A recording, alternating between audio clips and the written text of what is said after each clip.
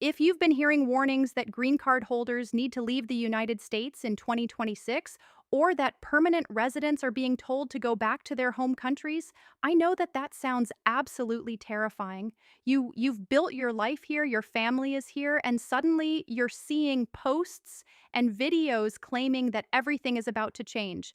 I want you to take a breath because I'm going to walk you through exactly what's really happening, what these warnings actually mean, and most importantly, what you need to know to protect your status and your future. Let me start with the most important fact. There is no federal law, no executive order, and no official government policy that requires green card holders to leave the United States in 2026 or any other year.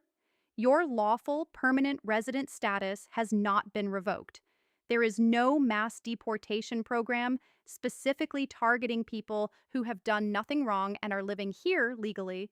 If you are a green card holder in good standing, meaning you have not committed certain crimes, you have not abandoned your residence, and you have not violated the terms of your status, then you still have the legal right to live and work in the United States indefinitely. That fundamental principle has not changed. So, where are these warnings coming from, and why are so many people suddenly worried?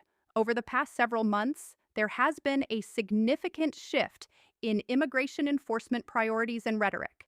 The current administration has issued multiple executive orders focused on border security, interior enforcement, and expedited removal procedures. There have been statements from government officials about reducing illegal immigration, increasing deportations, and making it harder for certain categories of immigrants to remain in the country. Some of these statements have been vague or broadly worded, which has led to widespread confusion and fear, especially among immigrant communities who are already feeling vulnerable. Additionally, there have been proposals and discussions in Congress about reforming the legal immigration system. Some of these proposals have included ideas like reducing the number of green cards issued each year, eliminating certain visa categories, or changing the rules around family based immigration and employment based immigration. These are legislative proposals, not laws. They have not been passed. They are being debated, discussed, and in some cases, they're being used as political talking points, but they are not currently in effect, and there is no certainty that they will ever become law being proposed and what you need to focus on. Let's start with what is actually changed in terms of enforcement. Immigration and Customs Enforcement, known as IC, has been directed to expand its enforcement operations and to prioritize the removal of individuals who are in the United States unlawfully or who have committed crimes. This includes individuals with final orders of removal, individuals with criminal convictions, individuals who have committed immigration fraud, and individuals who are considered threats to public safety or national security.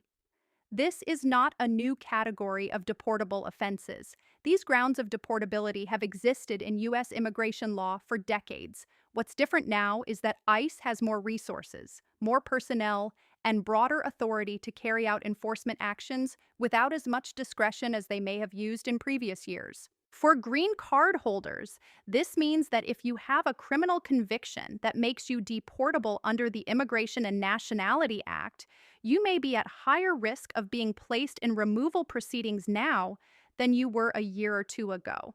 This is particularly true for convictions involving crimes of moral turpitude, aggravated felonies, drug offenses, domestic violence, firearms violations, and fraud. If you have any kind of criminal history, even if it's old, even if you've already served your sentence, and even if you think it's minor, you need to speak with an immigration attorney immediately. Do not assume that because you were not deported years ago, you are safe now. Enforcement priorities change, and what was once considered low priority may now be actively pursued. However, if you are a green card holder with no criminal history, no immigration violations, and no issues with your status, then you are not a target under current enforcement priorities. You are not being told to leave.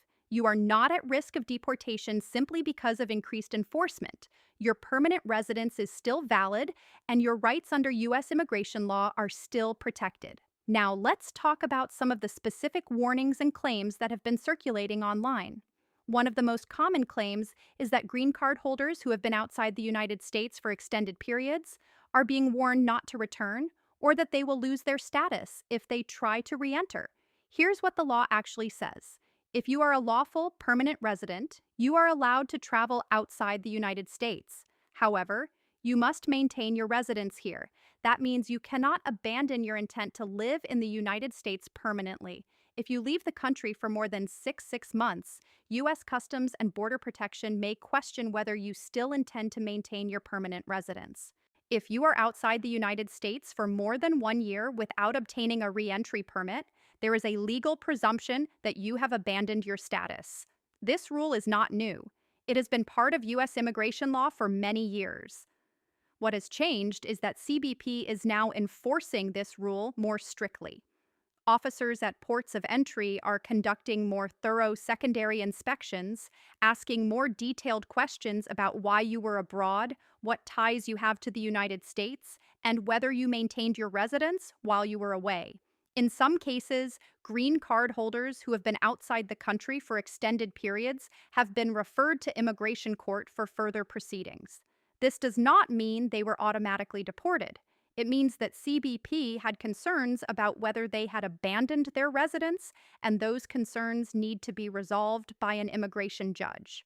If you are planning to travel outside the United States for more than six months, or if you have already been abroad for an extended period and you are worried about re-entering, there are steps you can take before you leave.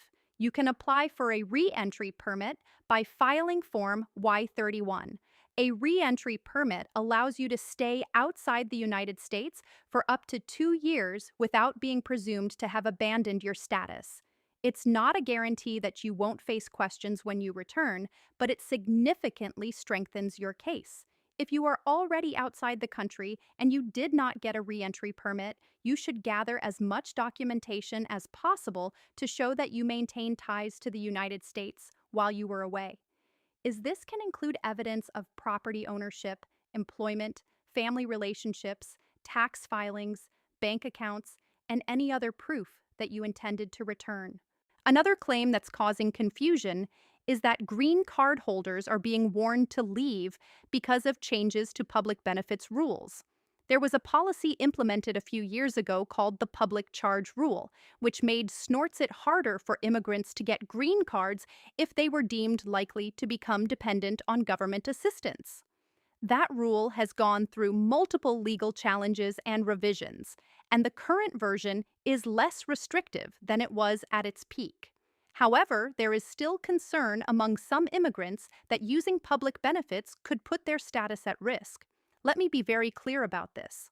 If you are already a lawful permanent resident, using public benefits like Medicaid, food stamps, or housing assistance does not automatically make you deportable. The public charge rule primarily affects people who are applying for green cards, not people who already have them.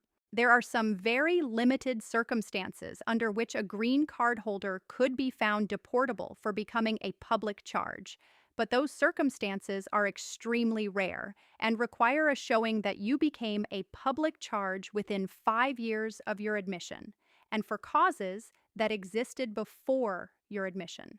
This is not something that happens often, and it is not something that you need to panic about if you are already a permanent resident and you are using benefits that you are legally entitled to receive.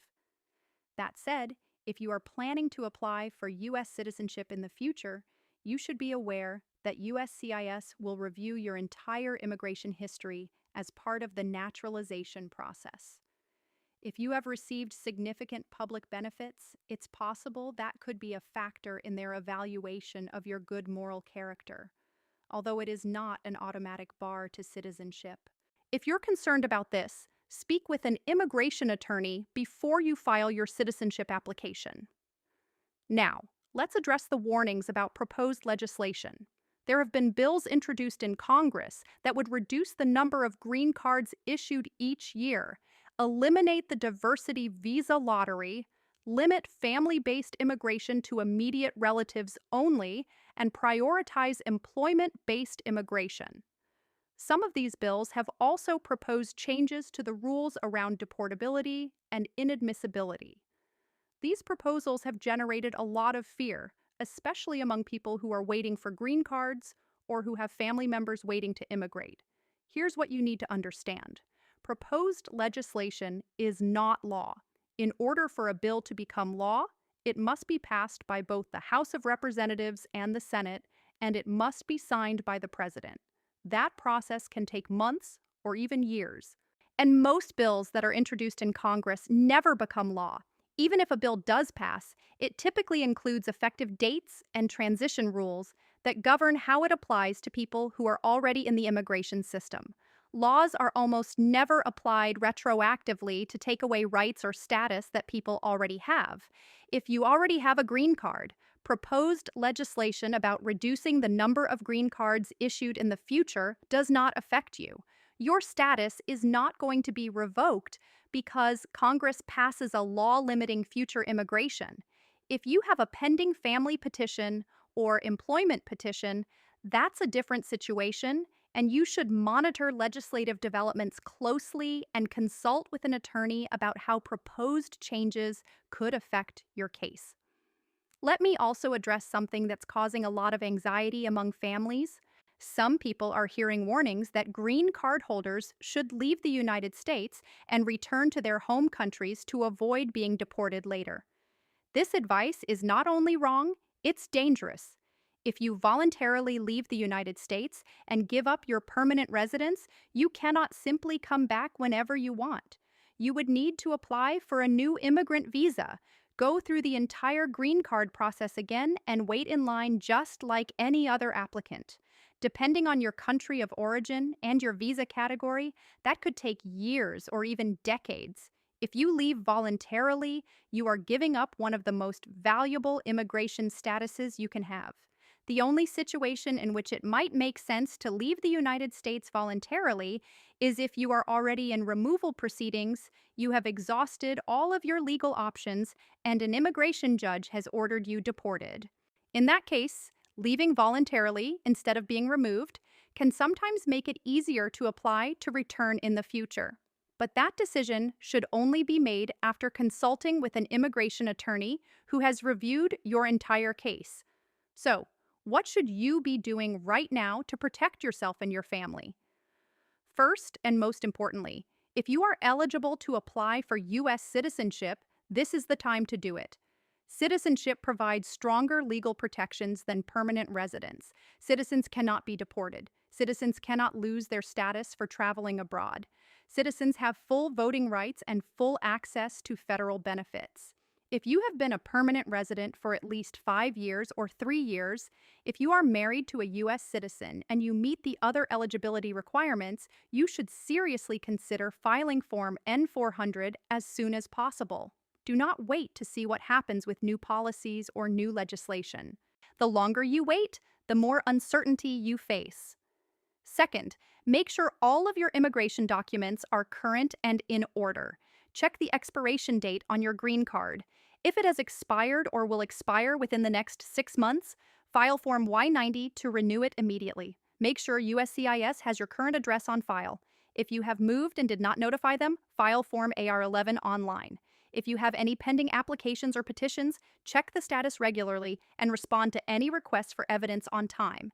These are basic administrative steps, but they matter, especially when enforcement is being ramped up. Third, if you have any criminal history whatsoever, even if it's something you think is minor or old, consult with an immigration attorney right away. Do not assume that because you were not deported at the time of your conviction, you are safe now. Immigration law is complex, and the same conviction can have different consequences depending on how it's classified, when it occurred, and what relief you might be eligible for. An attorney can review your criminal record, analyze your deportability risk, and advise you on whether you should take any action, such as applying for a waiver or filing for citizenship before ICE initiates removal proceedings. Fourth, know your rights. If you are stopped by immigration officers, whether at the border or inside the United States, you have the right to remain silent beyond confirming your identity. You have the right to ask for an attorney. You do not have to consent to a search of your home unless the officers have a warrant signed by a judge. If you are placed in removal proceedings, you have the right to a hearing before an immigration judge, the right to present evidence, and the right to appeal. Do not sign any documents without understanding what they are. If an officer asks you to sign a Form 1407, which is a voluntary abandonment of your permanent residence, do not sign it unless you have spoken with an attorney and you fully understand what you are giving up. Fifth, have a family preparedness plan. Make sure your spouse or a trusted family member knows where your important documents are kept, including your green card, passport, birth certificates, marriage certificate, and any immigration paperwork. Make sure they have access to your financial accounts and know how to contact your employer and your immigration attorney. If you have minor children, consider creating a power of attorney or a guardianship plan so that someone can care for them if you are detained. These steps can make a huge difference in a crisis. Let me also remind you where to go for reliable information. The best sources are official government websites. USCIS publishes policy updates and guidance at USC's. The Executive Office for Immigration Review, provides information about immigration court at JusticeGov. U.S. Customs and Border Protection publishes travel information at cbp.goaves. The Department of Homeland Security publishes enforcement statistics and policy announcements at DHS.gov. These are the authoritative sources. If you see a claim on social media, verify it by checking one of these official sites or by consulting with a licensed immigration attorney. Be very careful about who you trust for legal advice. Only licensed attorneys and accredited representatives recognized by the Department of Justice are legally allowed to provide immigration advice for a fee. If someone offers to help you, but they are not an attorney or an accredited representative, they are breaking the law, and you could end up losing money, or even your status because of bad advice. If you need help, go to the American Immigration Lawyers Association website, attalaw.org, and use their lawyer referral service. The information I'm providing in this video is general education. It is not personal legal advice. Every immigration case is different, and what applies to one person may not apply to another. If you have specific questions about your situation, you need to consult with an attorney who can review your individual circumstances. Let me bring this all together. The warnings you're seeing about green card holders needing to leave the United States in 2026 are not based on any official government policy or law. They are based on fear, speculation, and misunderstanding of complex enforcement changes and legislative proposals. Yes, enforcement has intensified. Yes, there are proposals to change the immigration system, but no, permanent residents are not being told to leave. Your status is still valid. Your rights are still protected. And the law has not been rewritten overnight. What you need to do is stay informed, stay prepared, and take action where action is needed, especially if you are eligible for citizenship. If you found this video helpful, please subscribe to U.S. Immigration Hub so you can stay informed as developments happen. Share this video with anyone in your community who might be feeling scared or confused right now. Accurate information can make all the difference. Leave a comment below if you have questions about green card status, travel, or citizenship, and I'll do my best to address them in future videos. Thank you for watching, and I'll see you in the next